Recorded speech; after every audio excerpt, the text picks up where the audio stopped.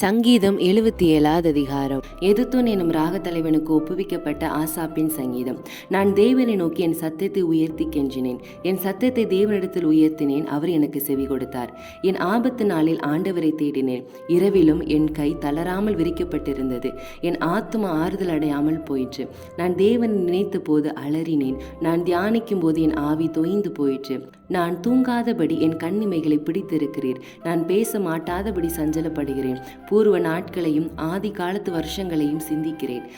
காலத்தில் என் சங்கீதத்தை நான் நினைத்து என் இருதயத்தோட சம்பாஷித்துக் கொள்கிறேன். என் ஆவி ஆராய்ச்சி செய்தது.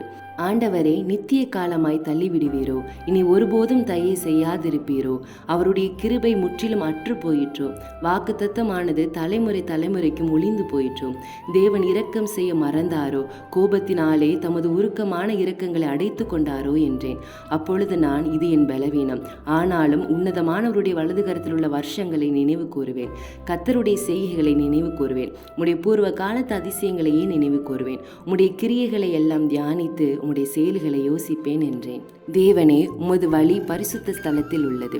நம்முடைய தேவனைப் போல பெரிய தேவன் யார்? அதிசயங்களை செய்கிற தேவன் நீரே. ஜனங்களுக்குள்ளே உம்முடைய வல்லமை விளங்க பண்ணினீர்.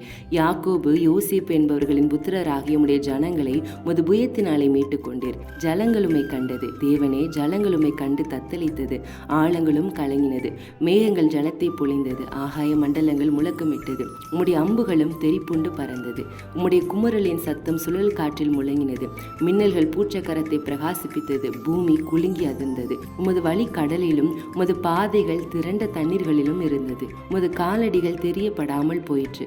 மோசே, ஆரோன் என்பவர்களின் கையால் உமது ஜனங்களை ஒரு ஆட்டு மந்தை போல வழி நடத்தினீர்.